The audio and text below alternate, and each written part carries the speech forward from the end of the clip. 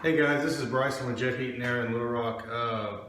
Got to a call today. This is a private call that I received from a customer who owns a rental property that's complaining that the fan is not spinning. I got here to look at it and to see if there was anything that we can do.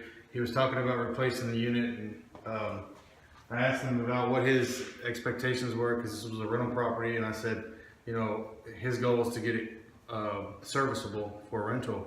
So at this point, I arrived on the property and found out that the compressor is actually working. The unit is fairly old, but the compressor is actually working. But as of right now, the fan will not spin, like I said.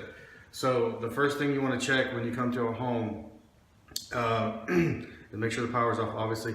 But I got here, went ahead and checked the power to the fan motor and found out that it was getting power, 240 volts, and it was not, the fan wasn't spinning. So what I tried to do then is I tried to jump start the fan blade by using a stick of some sort, stick it to the fan and try to push it. And just like an old propeller, you know, to get them started, it had to use that little bit of, it was like a starter. So that could be a bad capacitor if it's doing that. If you basically can push it and it starts spinning, the capacitor is bad, and you can get those for, you know, less than $10 on Amazon and have it delivered, you know, next day or day after next.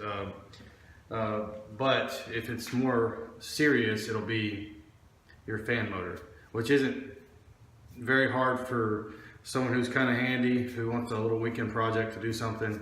I've gotten pretty fast at doing it just because I've done quite a few of them. But we're gonna go outside and take a look at the little things that I've done, and then we'll get it changed out and go from there. All right, thanks. Okay guys, so this is what we're dealing with. This is the unit itself. As you can see, it's fairly old. Usually recommend replacing a unit this old. It's an R22 system. Obviously it's got some pretty big dings in the right here in this area. I'm going to be removing this motor, and as you can see, there's a large amount of rust here, and it makes it very difficult to pull this blade off with that rust buildup on there. I'm going to use a fan puller to pull it up off of this. If you don't have a fan puller, good luck if it's like this, because you're going to really struggle. You're going to try to beat it up here and try to pull it up, and it's just not going to work. So this is where, being a technician, you have these handy tools that we use to make life easier, and if you don't have those, it's going to be difficult. As you can see, the fan, as I use my hand, it's not spinning freely, so the motor is bound up in there. When you can tell that the motor is, so like I was saying, the motor itself is bad, so, and obviously the corrosion. So, you know, you can determine this, like I said, by checking your power source that comes in from your contactor. I already knew the fan motor was bad, so I went ahead and, you know, cut the wires that go up to the fan motor and tested it like that, because I'm going to be removing these. This is your capacitor. You don't see too many plastic ones like this. This is an older capacitor.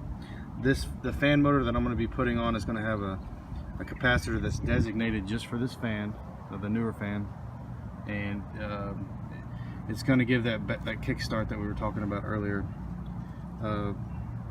So I'm going to get started on this thing, and I'll give you some updates along the way.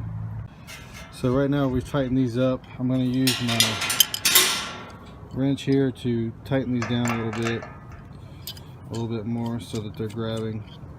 A little harder to do this, but okay. So we're just tighten that down, and try to just tighten right here. Just a little bit of progress, and we want to make sure that that's, I don't know if you guys can see that, but we want to make sure that, well, it's hard to see, but we want to make sure that that point that goes into right here is going down, it's on top of that shaft. If not, you're not going to get it. So, all right, let's see what we can do. Okay, so right now I'm going to try to tighten this up, or loosen this up, I'm sorry. So we're going to turn this, come on, it's hard to do it with one hand. I'm going to have to sit this down. We're going to turn it this way and hold the blade at the same time down here, and the blade will come off. Hey, this is Bryce from Jet Heat and Air. What I've done is I went ahead and got the fan blade off of the shaft. It took me about 10 minutes to get it off.